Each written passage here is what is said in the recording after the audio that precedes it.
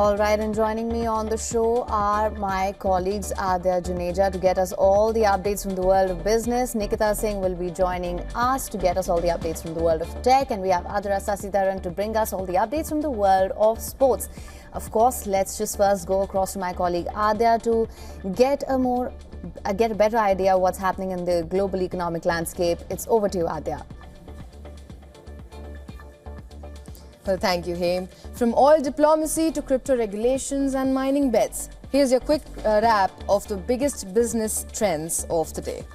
Well, starting with OPEC. OPEC has agreed to a modest output boost of 137,000 barrels a day, a move the Wall Street Journal calls a gift to President Trump. Brent crude is hovering just above $65 a barrel, keeping U.S. gas prices in check. While lower prices please consumers, they're squeezing shale drillers, a dilemma for Trump's energy dominance push. Saudi Arabia's production shift is supposedly aimed at reclaiming lost market share from the US, Brazil and Guyana. For now, OPEC appears focused on stability over shock, trying to keep prices in that Goldilocks zone of not too high, not too low. From oil's balancing act, let's move to a new balance of power, this time in Asia's crypto world. Forget Singapore and Hong Kong. Japan is fast emerging as the new crypto favorite. Years of strict rules are now paying off, giving Japan the region's most credible regulatory setup. As Singapore tightens oversight post-FTX, Japan is opening slightly, allowing institutional staking, crypto-backed ETFs, and clear custody rules. Well, the results? Big global exchanges like BitMEX are moving service to Tokyo, and node operators are calling it the next big staking destination.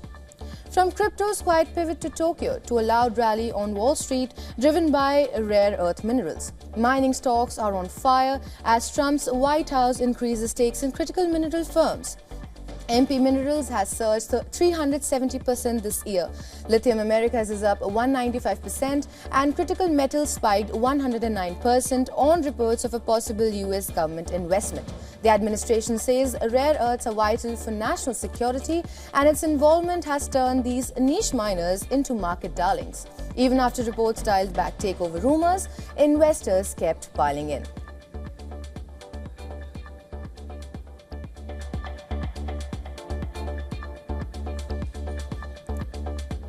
Well, this is it from the world of business. Now for all the tech updates, it's over to you, Nikita. Well, thanks so much, Adya. First up, the Federal Communications Commission or FCC is set to vote on October 28th to tighten restrictions on telecom equipment from Chinese companies deeming national security threats. Now, the move expands on earlier actions that barred some Chinese companies from providing telecommunications services in the United States, citing national security concerns. Now, the FCC chair, Brendan Carr, said that the agency will vote to block approval of devices containing components from companies on its covered list. It will also seek authority to ban sales of previously approved equipment in certain cases. In March, the FCC announced it was investigating 9 Chinese companies, including Huawei, ZTE, Hytera Communications, and China Unicom Americas. Secondly, Qualcomm is back in court this time in the UK. The chip maker is facing a major consumer lawsuit over its chip royalty practices. A British Consumers Association called Which has filed a $647 million lawsuit against Qualcomm, accusing the company of abusing its market power by forcing Apple and Samsung to pay inflated royalties, thus driving up smartphone prices. Now, the company's lawyers say around 29 million people in the UK who bought iPhones or Samsung devices since 2015 are entitled to compensation. Lawyers argue Qualcomm's no license, no chips policy operates like a private tax that boosts profit at consumers' expense.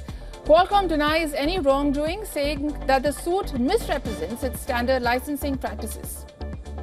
And lastly, Google's fight to protect its Play Store monopoly has hit a roadblock. The US Supreme Court has rejected Google's request to block a lower court order that forces a major overhaul of its Android App Store.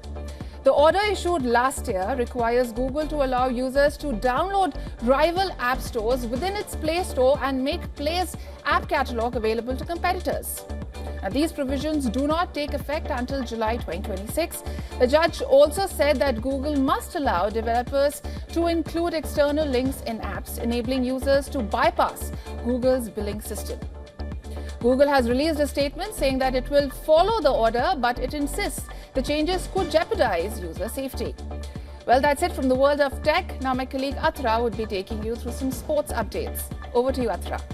Thank you so much, Nikita, for all the updates from the world of technology. Now let's look at the top sports stories we're tracking for you at this hour. We'll begin with football first. Spain's La Liga and Italy's Serie A can now organize matches in the United States and Australia.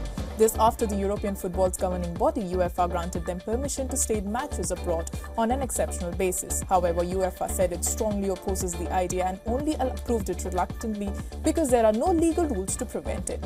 La Liga clubs Villarreal and Barcelona are set to play in Miami this December in the first European League match held outside Europe, while in February, AC Milan will face Como in a Serie A match in Perth. Over in tennis now, four-time Grand Slam champion Naomi Osaka has booked the spot in the second round of the Wuhan Open. The former world number one came from a set down to defeat Leila Fernandez 4-6, 7-5, 6-3. This is her first win at the tournament in her second appearance. The match was the pair's first meeting since Fernandez's victory in the 2021 US Open third round. Meanwhile, Emma Raducanu has retired from her first round match against Anne Lee. Raducanu was 1-6, 1-4 down to Lee when she decided to retire after a medical timeout, having looked almost dizzy at points in the second set. Over in cycling now, the Israel Premier Tech team has announced that it will drop Israel from their name next season. This comes after the team's participation in Volta a España triggered a series of pro-Palestinian protests last month. The team is owned by Israel-Canadian property billionaire Sylvan Adams and has a part of changes. Adams will now step back from his day-to-day role and will now no longer speak on the team's behalf. Well, with that, we've come to the end of the sports segment. It's back to you, Haim.